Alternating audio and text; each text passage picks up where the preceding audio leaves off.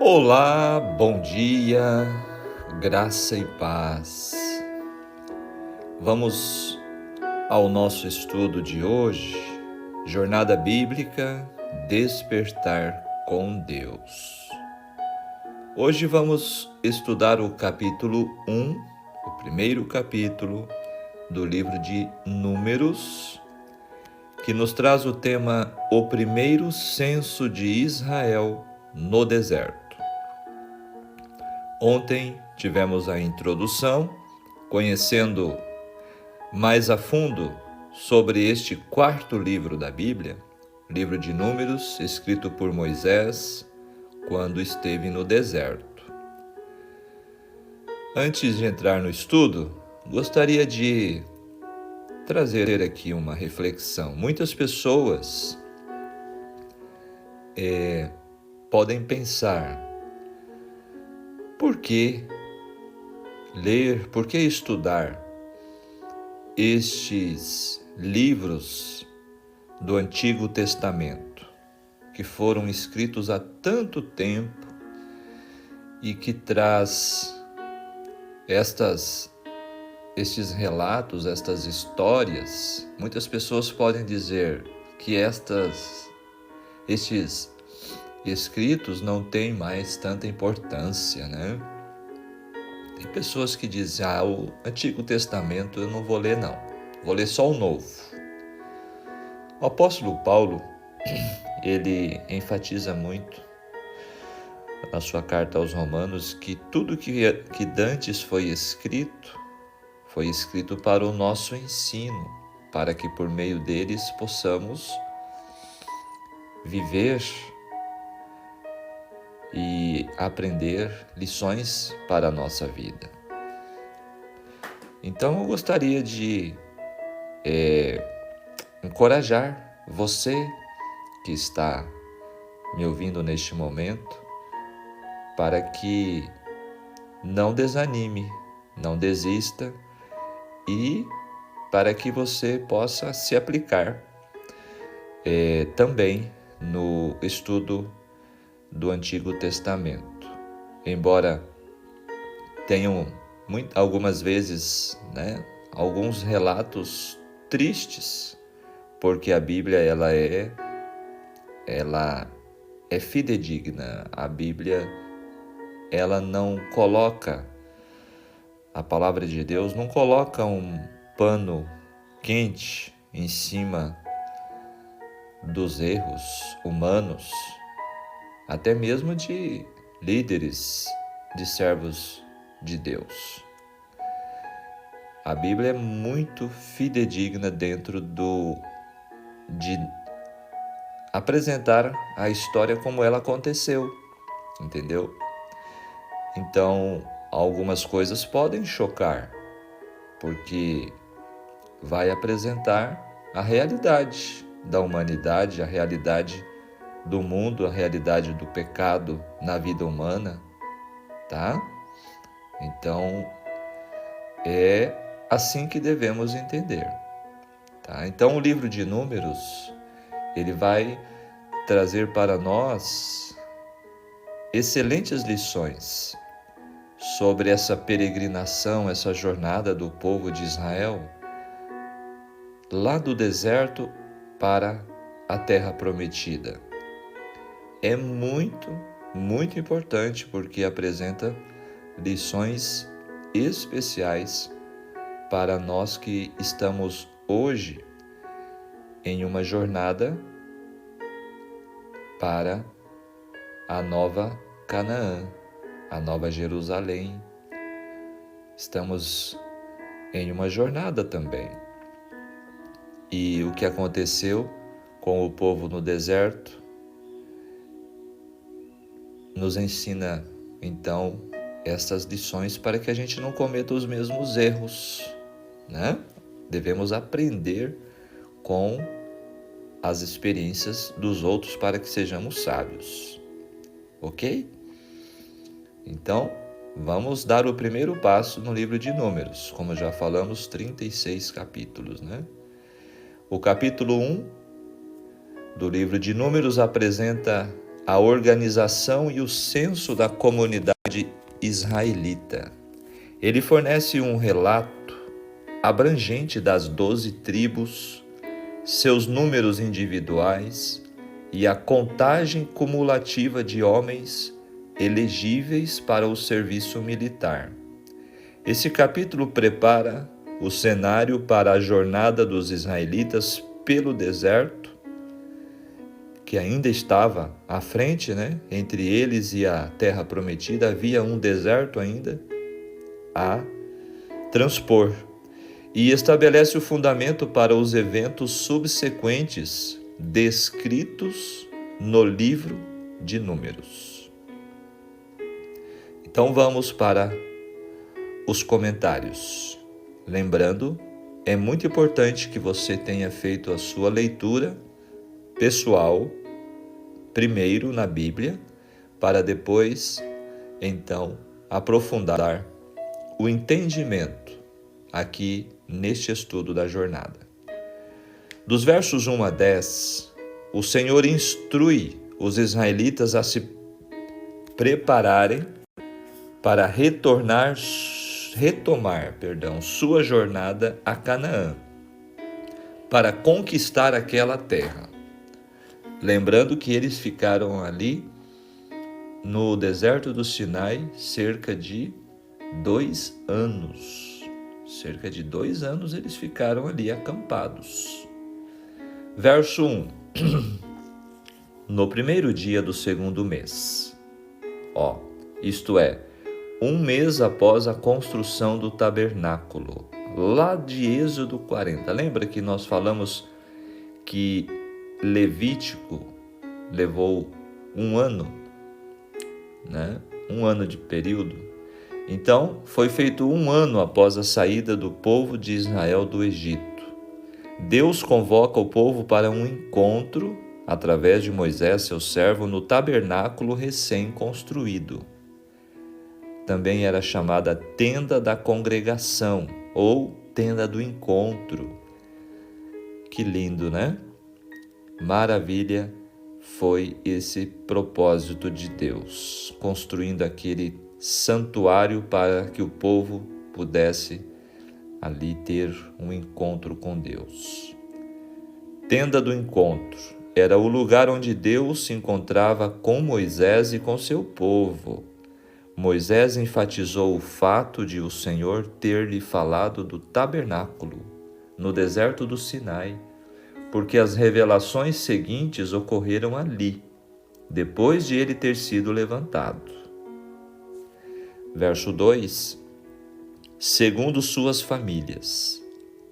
Por que era importante esse censo, essa contagem?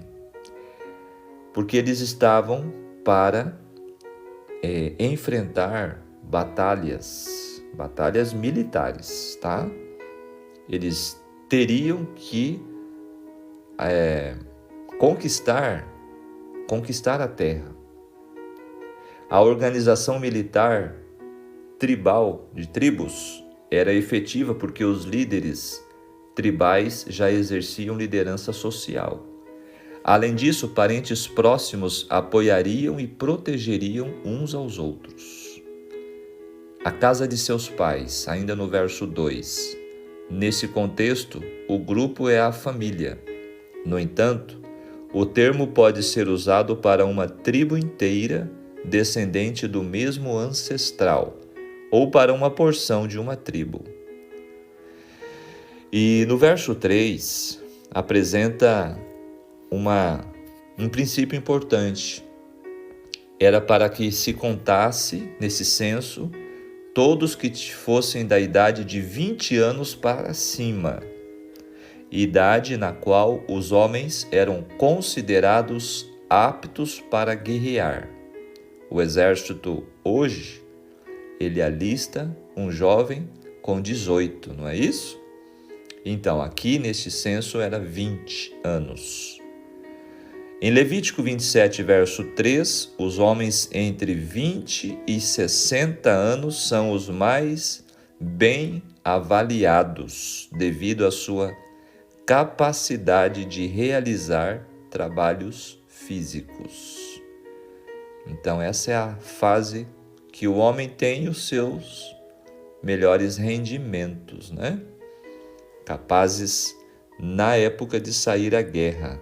Recenseamento militar para avaliar a potência bélica do povo israelita, tanto para a defesa como para a conquista da terra prometida. Versos 4 a 18, homens escolhidos dos mais destacados de cada tribo, para serem chefes e assistentes de Moisés, junto às suas respectivas tribos, designados com a investidura do cargo com os títulos de príncipes de Israel e cabeças dos milhares de Israel. Agora o versículo 5, os nomes. Contém uma lista de 12 homens príncipes, cujos nomes reaparecem em Números 2, 7 e 10. 8 deles tinham nomes compostos por El, um título de Deus. O súbito aumento de nomes que levaram El sugere um maior interesse no Deus de seus antepassados, à medida que os líderes dos israelitas aguardavam, expectante, a libertação prometida por Deus, que no hebraico é Elohim. Verso 33. Então nós vamos dar um salto aqui, porque dos versos, como vimos aí, dos versos 5, né, até aqui, versos 30 por aí, traz essa questão dos nomes de cada um. O verso 33, da tribo de Efraim, a tribo de Levi não foi contada nesse censo entre os filhos de Israel por causa da sua missão espiritual. Para completar o total de 12 tribos, então, foi incluído 2 filhos de José, Efraim e Moisés. Tá? 46. O número 603.550. Com exceção de Josué e Calebe, todos esses morreram no deserto. Olha que impactante. Nós vamos ver mais à frente, nos capítulos ainda posteriores, por quê? Esse total do censo militar não incluiu os homens com menos de 20 anos, as mulheres e nem a mistura de gente que se uniu aos israelitas quando saíram do Egito. Tá? Esse censo foi apenas dos homens israelitas de 20 anos acima, para que pudessem compor o exército. Verso 47. Os levitas. Havia 2 tribos, porque Jacó adotara Efraim e Manassés, os 2 filhos de José. Portanto, em vez de uma só tribo de José, havia 2 tribos distintas, no caso, descendentes de José, Efraim e Manassés. Entre eles, a numeração dos levitas haveria de ser um assunto separado, com fins meramente religiosos, como nós vamos ver no capítulo 3. Os números dados nessas condições de não incluir levitas, mulheres, crianças e idosos, dão a entender que o total absoluto dos israelitas montava a quase 2,5 milhões. Esse é um cálculo que se supõe, tá? Que alcançasse essa soma no total. Verso 50. Tabernáculo do testemunho. A expressão testemunho se refere aos 10 mandamentos e ocorre 49 vezes no Antigo Testamento. Sugere-se que os 10 mandamentos declaram a natureza moral e ética do caráter de Jeová, e que ele espera a manifestação das mesmas características em seu povo. Ministrarão. A palavra traduzida deste modo só é usada em números para designar a função sagrada dos levitas. O significado do termo é sempre honroso e também se refere à santa ministração dos anjos. 51. Os estranhos que se aproximarem. O não levita que desrespeitasse os limites de função e espaço reservado aos levitas não deviam se aproximar. O ministério do santuário era exclusividade da tribo dos levitas, de Levi, Os levitas. 52. Estandarte. Segundo a tradição judaica, o estandarte de Ruben tinha a figura de um homem, o de Judá a de um leão, o de Efraim a de um boi, o de Dan a de uma águia. O verso 53, para que não haja ira. A profanação das coisas sagradas sempre provoca a ira de Deus.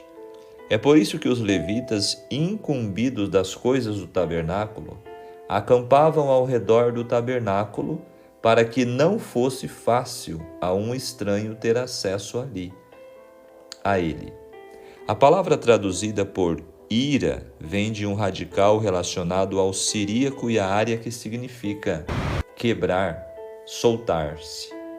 Assim também, a ira de Deus envolve a ideia de cortar da igreja aquele que pecou em relação às suas coisas santas. Os levitas ficavam posicionados ao redor do tabernáculo para impedir que qualquer pessoa não autorizada entrasse nos recintos sagrados da habitação de Deus. Olha só, então havia uma vigilância para que isso não acontecesse. O santuário era guardado. Fora do cordão de isolamento sacerdotal, os laicos de Israel armavam suas tendas, de acordo com um plano divinamente estabelecido. Conforme nós vamos ver, o Senhor estava no meio deles, exatamente no meio das tribos estava o tabernáculo, no meio do acampamento. Agora vamos para o espírito de profecia, a preparação da nação israelita. A construção do tabernáculo não se iniciou senão algum tempo depois que Israel chegou ao Sinai. E tal edificação sagrada foi, pela primeira vez, erguida no início do 2º ano, a partir do Êxodo.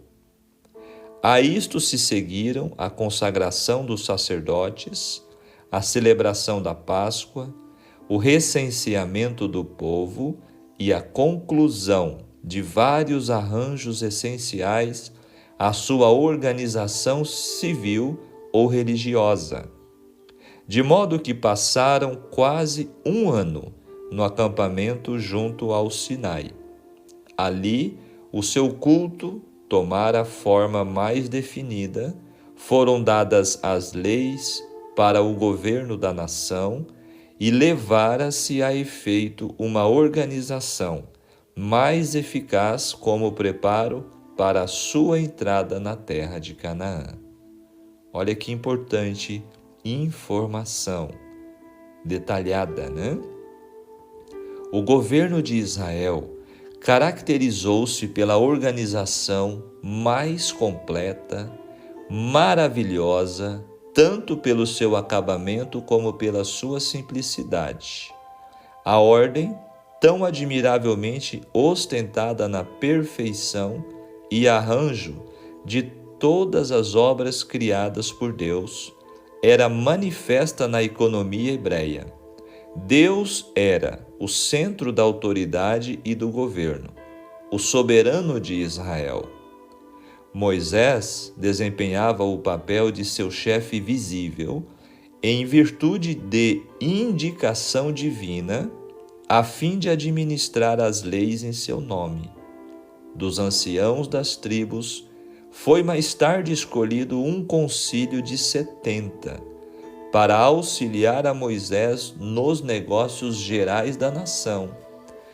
Vinham em seguida os sacerdotes que consultavam o Senhor no santuário. Chefes ou príncipes governavam as tribos. Abaixo destes estavam os capitães de milhares, capitães de 100, capitães de 50 e capitães de 10. E, por último, oficiais que poderiam ser empregados no desempenho de deveres especiais. Livro Patriarcas e Profetas, página 374. Muito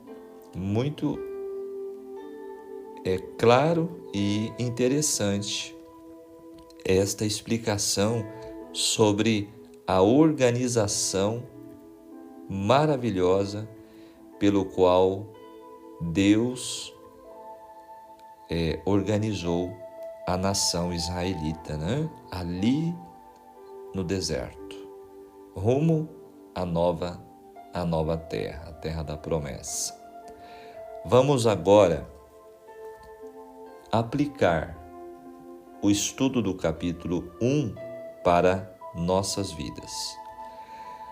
Números começa no Sinai, com o recenseamento dos homens adultos e acrescenta outras instruções além daquelas detalhadas em Levítico.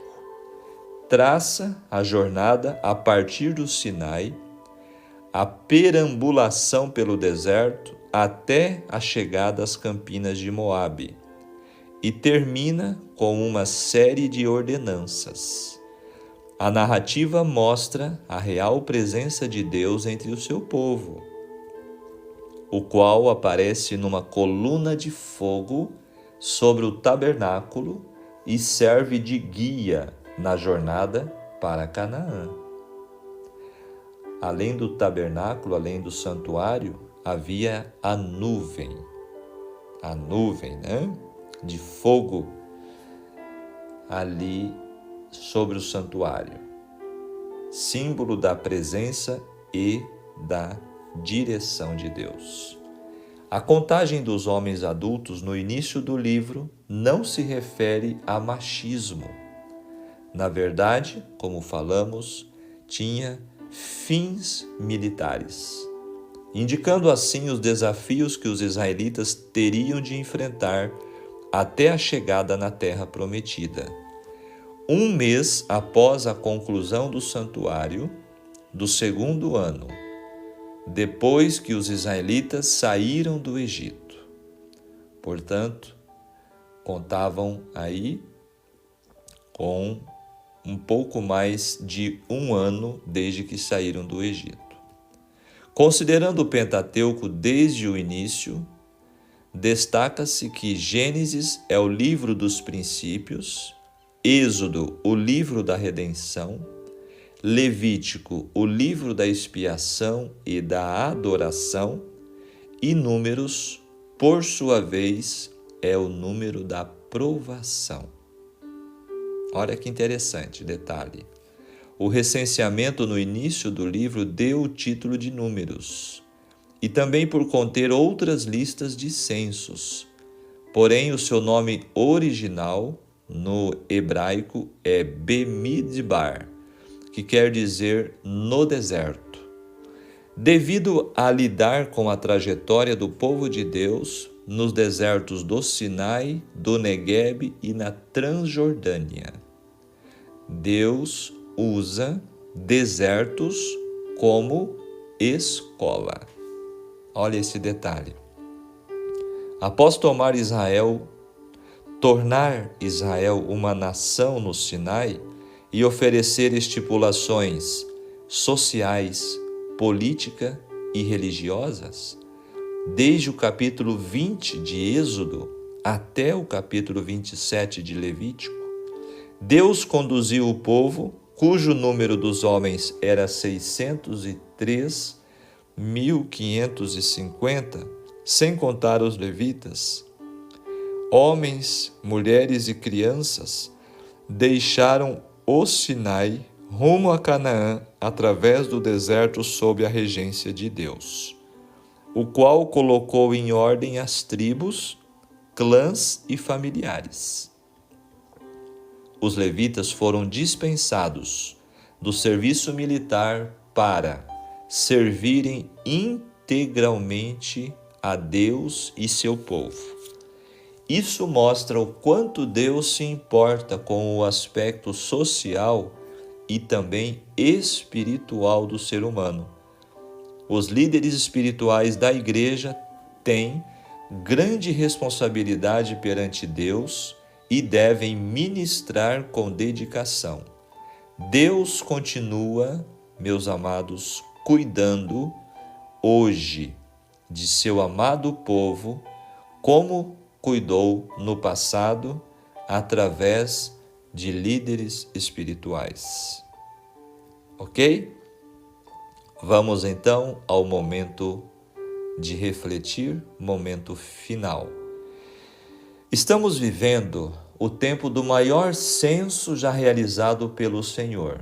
Olha que interessante. O censo dos inscritos no livro da vida do Cordeiro. Apocalipse 21, 27. O Espírito Santo está recrutando os últimos escolhidos. Hoje, naquele tempo era só israelita, tá? Hoje não. Hoje Deus está fazendo este censo. Ele está fazendo esta escolha, chamado de selamento, de todas as nações, tribos, línguas e povos. Todos, sem restrição de idade, sexo ou etnia, podem alistar-se para o exército do Deus vivo. No entanto, a convocação tem prazo para acabar e se apressa para o fim. Há um conflito ocorrendo, amigos ouvintes da Palavra de Deus, neste exato momento. Desde a entrada do pecado no mundo, a humanidade tem enfrentado um inimigo cruel e desleal, e somente mediante o uso da armadura correta poderemos estar em pé no dia do Senhor. Eis a ordem superior que devemos obedecer. Revesti-vos de toda a armadura de Deus para poderdes ficar firmes contra as ciladas do diabo. Efésios 6:11. Enfrentamos uma guerra, meus queridos, que seria facilmente vencida pelo inimigo, não fosse a graça do Senhor Jesus, o Senhor dos exércitos, sobre nós. Portanto, concluindo, cumpre-nos fazer o que fez Israel, o que está no verso 54 do capítulo de hoje. O segredo para vencer. Assim fizeram os filhos de Israel, segundo tudo que o Senhor ordenara a Moisés. Assim o fizeram. Meus amados, através da palavra, o Senhor continua instruindo a mim, a você e a seu povo, ao povo de Deus, preparando-os para as moradas do céu. Temos o céu a nosso favor e precisamos deixar isso muito claro através de nossas escolhas. Sujeitai-vos, pois, a Deus, resisti ao diabo e ele fugirá de vós. É o que está escrito em Tiago, capítulo 4, verso 7. Amém? Deus seja louvado. E aqui fechamos o nosso estudo de hoje, no capítulo 1 de Números. Agora, vamos, durante esse dia, vamos meditar, vamos digerir o que nós estudamos agora, neste estudo. Vamos aplicar em nosso dia a dia. ok? Muito bem. Então, assim começa o livro de Números, apresentando este censo, esta contagem, essa preparação para partir do Sinai, como um exército bem unido e organizado. Amados, hoje a Igreja de Deus, tá? A Igreja invisível, tá? Nós não devemos confundir templo local, né, físico, com o templo espiritual. A Igreja de Deus, hoje invisível, que é formada pelos fiéis aos mandamentos de Deus, ela é comparada a um exército. O exército do Deus Altíssimo. Estamos em uma batalha, em um conflito contra o pecado e estamos rumo a Canaã celestial, a Nova Jerusalém. Vamos orar. Maravilhoso Deus, querido e bom Pai celestial, santificado seja teu nome, aqui na terra como no céu. Te agradecemos por mais um dia em nossa jornada nesta terra. Te agradecemos, Senhor, pela tua palavra, que é uma lâmpada para os nossos pés, uma luz para o nosso caminho. Queira, Senhor, iluminar as nossas mentes, que teu Espírito Santo habite em nós e que a tua palavra possa sempre ser o guia aos nossos pés em nossas decisões. Ajude-nos, Senhor, nesta jornada que temos ainda à nossa frente para alcançar a tua promessa de uma vida eterna. Abençoe cada participante neste dia, te peço em nome de Jesus. Amém. Muito bem, que Deus te abençoe, que Deus te guarde. Se você puder, compartilhe este estudo com alguém, divulgue o projeto da Jornada Bíblica. A ideia é simples, é estabelecer um hábito diário de comunhão com Deus, estudando um capítulo da Palavra de Deus ao dia. E temos feito capítulo a capítulo para que Deus possa nos instruir, nos ensinar a cada dia pela sua palavra. Um grande abraço, Deus abençoe a todos e até amanhã, se Deus nos permitir. Tchau, tchau.